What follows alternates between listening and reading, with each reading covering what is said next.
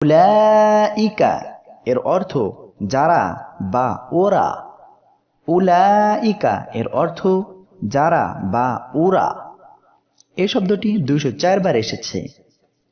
উলাইকা আল্লাযীনা ইশতারাউয যালালাতা বিল হুদা। উলাইকা ওই সব লোক, আল্লাযীনা যারা, আল্লাযীনা ইশতারাউয যালালাতা ইশতারাউ কিনেছে, যালালাতা ভ্রান্ত পথ, বিল হুদা সঠিক পথের পরিবর্তে। এখানে বায়ের অর্থ হলো পরিবর্তে, আর হুদা এর অর্থ সঠিক পথ। বিল হুদা সঠিক পথের পরিবর্তে। উলাইকা এর অর্থ যারা বা ওরা। আল্লাযী যিনি বা যে।